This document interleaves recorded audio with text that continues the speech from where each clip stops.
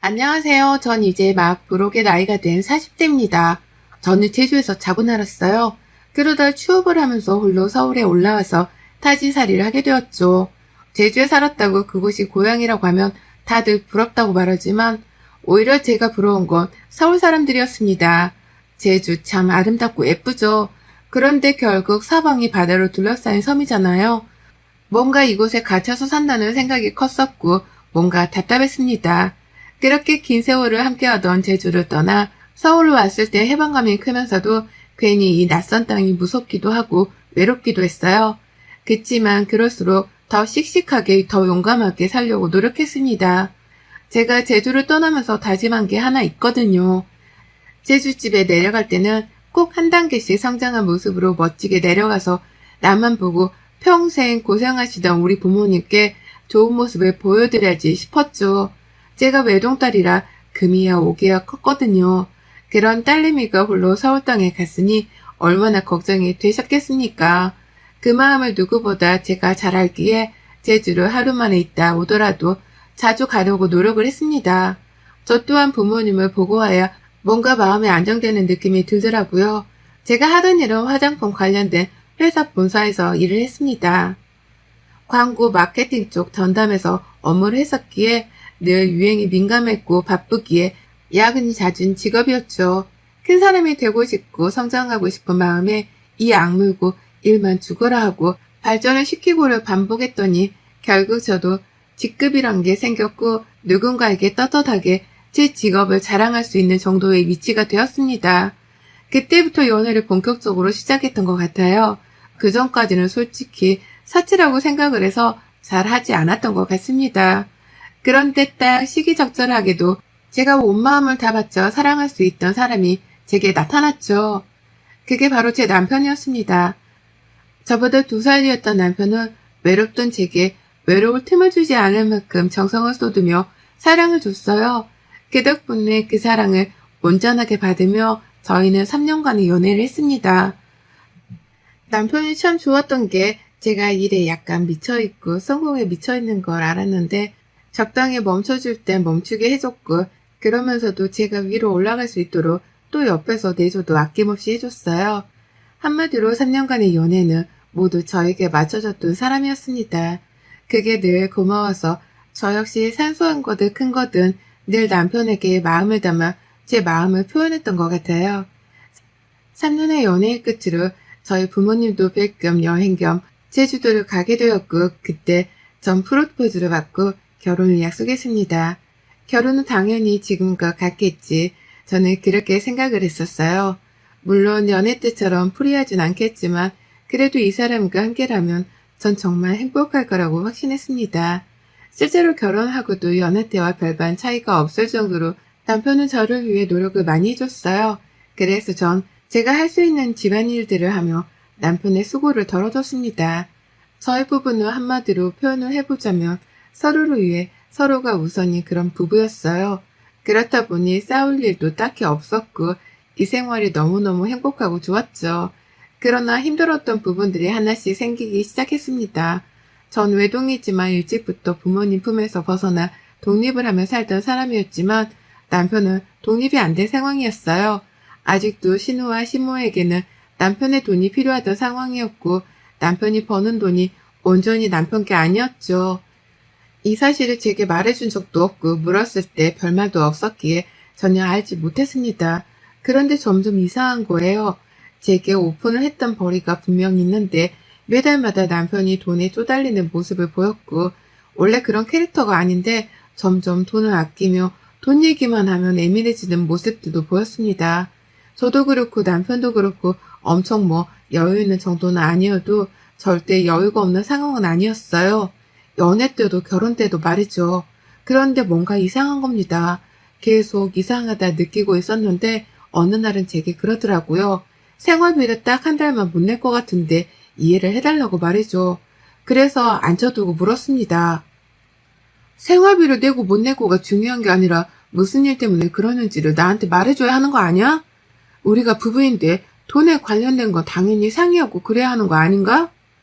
그냥 이유는 묻지 말고 딱 한 달만 부탁할게. 아니 여보, 그런 건 어렵지. 무슨 일이든 난 공유해야 한다고 생각해. 물론 부부끼리도 사생활은 존중받는 게 맞다고 생각하지만 이건 돈에 관련된 일이잖아. 그럼 당연히 공유해야지. 말해봤자 어차피 당신이 이해해줄 것도 아니고 내가 말할 이유가 없다니까? 그냥 좀 묻지 말고 그렇게 하자. 이상하네 정말. 늘 솔직하게 다 털어놓던 사람이 이렇게까지 말을 안 하는 거면 난 더 수상해서 꼭 들어야겠는데? 남편과 연애와 결혼을 포함해서 처음으로 큰 소리까지 내며 싸웠던 날입니다. 끝까지 제게 이유를 말하지 않는 거예요. 그러면서도 제게 이해를 못 해주냐고 뭘 그렇게까지 알려 하냐며 막 뭐라 하는데 오히려 제가 황당했습니다. 결국 이유를 듣지 못했지만 전 뭔가 문제가 생겼다는 것에 확신을 하고 남편 앞으로 이것저것 알아보기 시작했어요. 그러자 놀라운 사실을 알게 되었죠. 남편이 본인 앞으로 3금융 대출을 3천만 원, 1천만 원, 500만 원 이렇게 총 3번을 해서 거의 5천만 원에 달하는 금액을 대출한 사실을 알았습니다. 더 웃긴 건 이 모든 돈이 신우와 시모에게 갔다는 거예요. 전 이 사실을 알고 남편에게 뭐라고 했습니다. 대체 무슨 일이 있길래 3금융에 이딴 대출을 받아서 집에다 돈을 해준 거야? 이래서 생활비를 한 달 못 주네 뭐네 이유를 묻지 말아라. 나더러 그렇게 소리친 거니?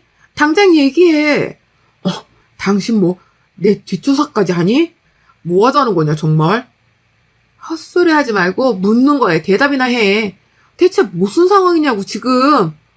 뭔 상황이겠니? 돈이 필요한 상황이니까 해준 거지. 뭘 물어. 몰라서 묻냐 정말로? 당신이 뭔데 나한테 소리치고 뭐라고 하는데? 지금 태도가 그게 뭐야? 당신이 내 입장이면 화가 안 나겠어 지금? 결국 이날도 불나도록 싸웠습니다.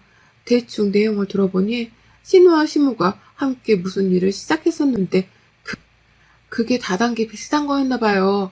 그걸 하다 빚까지 지게 되었던 거고 거기에 생활비까지 포함해 3금융 대출까지 받아서 시댁에 돈을 준 거죠. 여기에 더 최악인 건 남편이 회사에서 잘리게 된 겁니다. 근태가 좋지 않아서 결국 잘리게 되었다고 하네요. 속이 답답하다 못해 미쳐버릴 것 같았습니다. 이런 상황에 남편이라는 사람은 그깟 취업 다시 못하면 뭐 큰일 난 거냐고 오버하지 말고 가만히 있으라고 하더라고요. 너무 어이가 없어서 말이 나오지 않았습니다. 그래도 한편으론 퇴직금이 있으니 당장 어느 정도 빚을 갚고 생활비랑 어떻게든 해보자. 약간 그런 계획을 세우고 있었어요. 그런데 알고 보니 퇴직금도 이미 시댁에 다 털렸더라고요. 그냥 모든 게 무너져 있는 상황에 시모와 신우가 함께 저희 집에 쳐들어왔죠. 너 앉아봐라.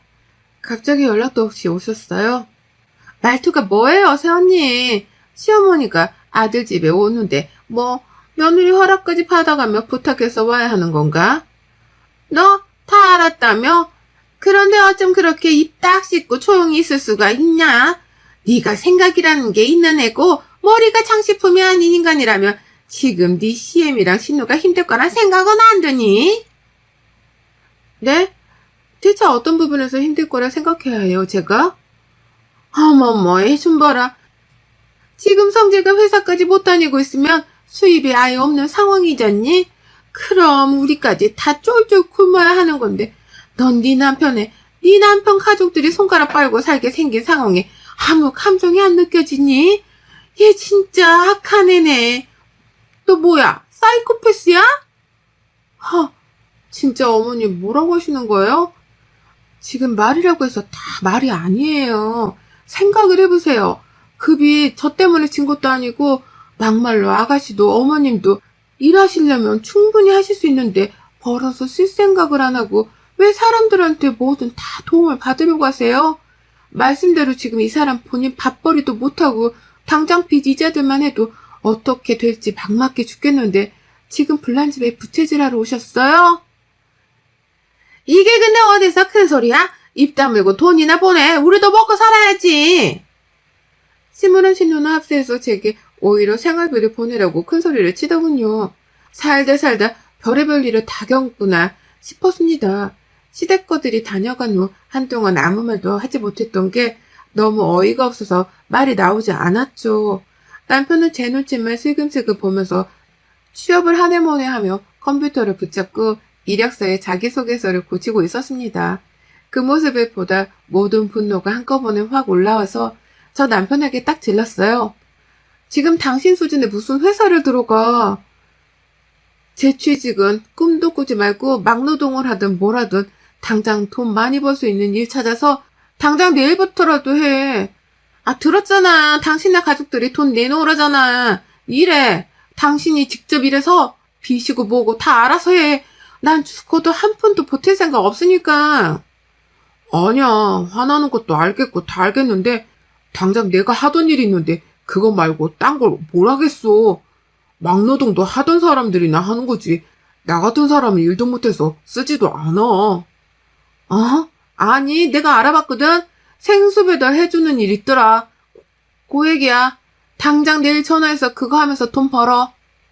그렇게 전 남편을 들들 달려 볶아서 생수배달 해주는 일을 시작하게 했습니다. 야간일이고 힘들어서 그런지 급여가 센 편이었어요. 그러나 딱 3일 하더니 도저히 못하겠다고 그만두고 왔죠. 당장 어떻게든 살아보겠다고 현실적인 대안을 주는 제 의견을 모두 무시하고 그저 편하고 쉬운 일만 하려는 남편이 한심했어요. 거기다 일은 다 저질러 놓고 시댁 것들도 남편도 모두 저만 바라보며 돈돈거리고 있는 모습에 진절머리가 났습니다. 결혼한 지 얼마 안 된 상황에 이런 일이 벌어진 거라 차라리 잘 된 건가 싶기도 했어요. 더 늦기 전에 이 관계를 정리해야겠다 싶었습니다. 앞으로도 더하면 더했지 절대 시댁 것들에게서 벗어날 수 없다는 생각을 했거든요. 그 와중에 시모랑 신우는 또 집에 쳐들어와서 제가 퇴근할 때까지 기다렸다가 제가 퇴근하고 들어오니 저를 쥐잡듯이 잡더군요. 예, 내가 생각할수록 어이가 없어서 찾아왔다. 내 아들 돈으로 도움받은 거 네가 뭔데 내 아들을 잡으면서 뭐라고 하는 거니? 네가 준 돈이야? 아니잖아. 그리고 사람이 살다 보면 벌이가 없을 때도 있는 거지. 그럼 와이프인 네가 도와주는 거고 그렇게 돕고 사는 게 가족 아니니? 네 남편 가족 아니냐고. 어머님, 제발 그만 좀 하세요. 그리고 이렇게 무작정 집에 찾아오지 좀 말아주실래요? 저 너무 불편하고 싫거든요. 그냥 별로 대화하고 싶지도 않으니 어머님 아들이랑 얘기해서 알아서 하세요. 말씀대로 전 돈 한 푼 보탤 마음 없고 매정하고 독한 년이니 그렇게 아시면 될 것 같은데 왜 자꾸 찾아와서 이러세요? 뭐야? 말하는 싸가지 좀 봐라. 아주 넌 돈 몇백도 도와줄 여력이 없냐? 거지 새끼도 아니고 겨우 몇백 좀 몇 달만 도와달라는데 그거 그렇게 싫어서는 벌벌 떠는 꼬라지가 아주 딱 거지 새끼가 따로 없네. 진짜 거지가 쳐들어 거지 새끼라고 하니 묶여서 말이 안 나오네요. 예, 저 몇백도 못 도와드리는 거지 새끼니까 그냥 가시라고요. 이 말 끝에 시모는 흥분해서 제 머리채를 잡으려 했고 전 손에 들고 있던 쿠션을 시모에게 집어던지며 말했습니다. 경고하는데 어머님도 아가씨도 저한테 함부로 하지 마세요. 그쪽들이 아무리 이 사람 가족이라 해도 저한테 함부로 대할 자격 없거든요. 그리고 저 또한 참을 만큼 참고 인간 대접해주려 노력 중이니 선 넘지 마시고요. 이 이상으로 더 하시면 그땐 저도 그쪽들 사람 취급 안 해요. 아시겠어요? 당신 가족들 좀 집에서 나가게 해줄래? 시끄러워서 쉴 수가 없네 진짜. 전 그 후 방에 들어와서 들으란 식으로 노래를 아주 크게 틀어두고 개운하게 씻고 나왔습니다. 그리고 그냥 변호사를 찾아가서 이혼 준비를 해야지 결심했어요. 저도 갈 때까지 갔다는 생각이 들었고 저 사람들에게 더 이상 인간 대접을 해줄 이유도 자신도 없었습니다. 그런데 불행은 한 번에 물밀듯 밀려오는 건지 제 발목을 딱 잡는 일이 생겼어요. 한동안 스트레스를 너무 심하게 받아서 생리를 안 하는 거라 생각했는데 혹시나 해서 테스트기를 해보고 병원까지 가보니 임신을 했다네요. 정말 모의로 했습니다. 아이가 제게 와준 건 너무 기뻤지만 왜 하필 지금 이 순간일까 싶었어요. 그치만 금세 마음의 정리를 했습니다. 이혼을 할 거고 아이의 존재는 우선 모른 척 숨겨야겠다고 말이죠. 아이가 생겼다는 걸 알면 이혼이 쉽지 않을 것 같았거든요. 결국 변호사를 찾아가 모든 상황을 의논했고 준비를 했습니다. 전 저대로 이혼 준비를 철저히 하며 남편에게 임신 사실을 숨기며 살고 있었는데 결국 남편에게 임신했다는 걸 걸리고야 말았어요. 남편은 임신 사실을 알고 한참을 주저앉아 울더니 입을 열었습니다. 아, 정말 미안해 여보. 오죽했으면 임신했는데 말도 못했을까. 정말 미안해. 나 정신 차릴게. 당신 말대로 내가 지킬 가족은 이제 당신이랑 얘기니까 엄마랑 희재도 알아서 살도록 내가 잘 정리할게. 그리고 생수택배 그거 다시 할게. 아니, 그러지 마. 있지? 난 당신이랑 이혼할 거야. 그만하고 싶어. 이 관계 제발 멈추자. 날 위해서, 아이를 위해서 그렇게 해줘. 양육비고 뭐고 당신 너 알아서 잘 살아. 얘는 내가 알아서 책임지고 키울 거니까 딱 하나만 약속해줘. 평생 당신이 아빠라는 사실만 아이한테 알리지 말고 그냥 죽은 아빠처럼 그렇게 살아줘라. 그런 말이 어딨어 여보. 그래 실망한 거 알아. 다 이해해. 그치만 한 번만 날 믿어주라. 그 후 남편은 바로 생수택배 일을 바로 시작했고 하루가 다르게 살빠지게 보일 만큼 열심히 하더군요. 집에 와서는 제가 집안일을 할까봐 미리 알아서 청소고 보고 다 해두고 말이죠. 저희 부부는 대화는 없었지만 그저 남편이 노력하는 모습만이 보이는 그런 상태로 살고 있었습니다. 저 역시 바보 같지만 흔들렸어요. 뱃속에 있는 태어나지도 않은 이 작은 아이가 너무 안쓰러웠고 제발 남편만 정신 차려주면 괜찮을 텐데라는 미친 희망과 기대를 한 것 같습니다. 그렇게 결국 남편의 노력에 못 이기는 척 우선은 살았어요. 남편의 노력에 점점 미움이 녹았고 실제로 남편은 시댁 것들이 제게 접근하지 못하도록 최선을 다해 막았습니다. 그 덕분에 시댁 것들과 마주하는 일이 없으니 스트레스를 받지 않고 편히 살았어요.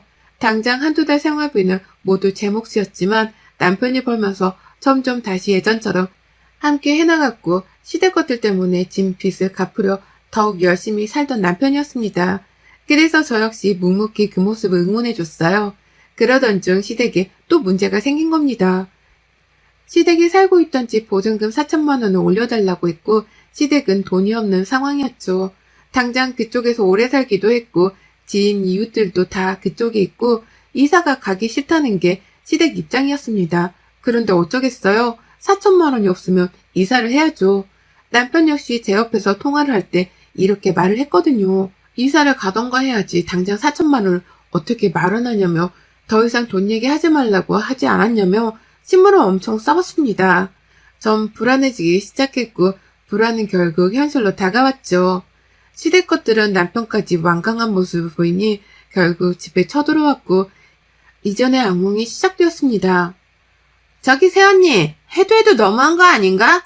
새언니 지금 임신 중인데 어떻게 그럴 수가 있지? 나중에 새언니 새끼가 언니 나몰라라 하고 지 와이프한테 홀딱 빠져서 그러고 있음 언니는 좋겠어요? 그거 진짜 여우 주시고 부모 가슴에 대못받게 하는 건데 언니 진짜 악년해. 기말 필요 없고 4천만 원 주던가 아님 니네 집에 들어와서 살 거다. 결정해. 제가 왜 그 통보에 답을 해야 해요? 4천도 없고 저희 집에 함께 살 이유는 더더욱 없어요.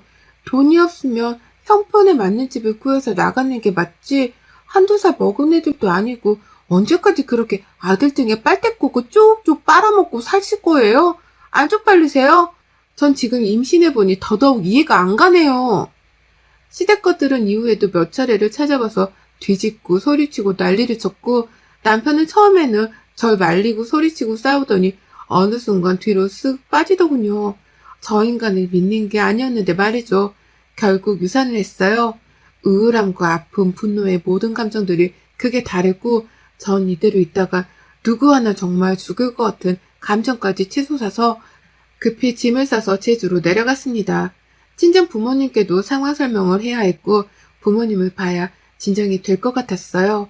남편에게도 모든 걸 다 정리하자고 말했고 더 이상 기회는 없다고 말했지만 주말마다 제주에 내려와서 부모님 앞에서 무릎 꿇고 빌고 아주 난리를 치더군요. 그 모습을 한두 번 묵묵히 지켜보던 부모님께서는 세 번째 남편이 왔을 때 손찌검을 하셨습니다. 저희 아빠께서 남편의 뺨을 후려치시고 말씀하셨죠. 네 놈이 사람 새끼면 이럴 수는 없다. 감히 귀하디 귀한 내 딸을 데려다가 그딴 고생을 시켜? 언제까지 하나 보려고 냅뒀는데 더 이상은 네 꼴 같지도 않은 모습 보기도 싫으니 당장 눈앞에서 꺼지고 이혼해. 한 번만 더 찾아오면 내가 니네 집에 가서 니네 엄마고 동생 있고 머리채 다 쥐어 뜯어버릴 테니까 그렇게 알아. 네 뺨만 후려친 걸 감사하게 생각하고 당장 내 눈앞에서 사라져라. 그 그 후 전 바로 정리를 하기 위해 서울로 올라갔는데 글쎄 저희 집에 가보니 이미 시댁 것들이 가구까지 들여놓고 살고 있더군요. 진짜 이간경이 너무 웃겨서 헛웃음을 지었는데 제게 시모가 그랬죠. 정리하러 온 거지 너? 빨리 정리해서 나가줄래? 너 하나 나가면 우리 가족 모두가 이렇게 편하게 살 수 있는데 어디서 저런 거지 같은 게 집구석에 들어와서는 아유 내 팔자야. 그러긴 말이야. 차라리 좋게 말할 때 어떻게든 비를 바치고 소용이 있지 그랬음 거지 걸로 나가진 않아도 될 텐데.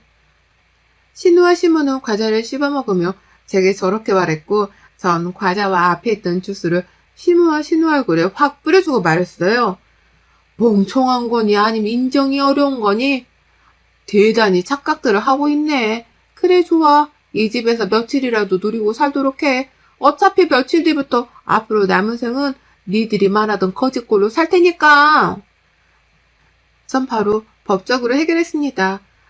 이 시댁 것들이 참 멍청한 게 그 집도 제 거고 유책 배우자도 남편인데 이혼하면 무조건 재산을 반으로 딱 가져갈 수 있다고 생각했나 봐요. 혼인기간도 짧기에 그럴 리도 없는데 말이죠. 결국 땡전 한 푼도 없이 쫓겨났고 오히려 제게 뱉어내고 이혼을 했습니다. 전 이후에 휴식이 필요해 제주 부모님 댁으로 내려가서 몇 달간 머리도 비우고 마음도 비우고 살다 다시 서울로 와서 복직하고 잘 살고 있어요. 그리고 시댁걸들과 남편은 빚에 허우덕거리다 갈 때까지 간 상황이더라고요. 제가 만약 정의 이 관계를 놓지 못했다면 결국 저도 같이 바다까지 추락하는 상황이었을 건데 생각만 해도 아찔합니다. 이 결혼해서 이런 것들은 다 괜찮아요. 시간, 마음, 아픔 다 괜찮은데 그저 품었던 아이를 지키지 못했다는 슬픔이 너무 아프긴 해서 아직도 홀로 아이를 추억하고 위로하며 살고 있습니다. 여러분의 생각은 댓글로 남겨주세요. 오늘도 시청해주셔서 정말 감사합니다.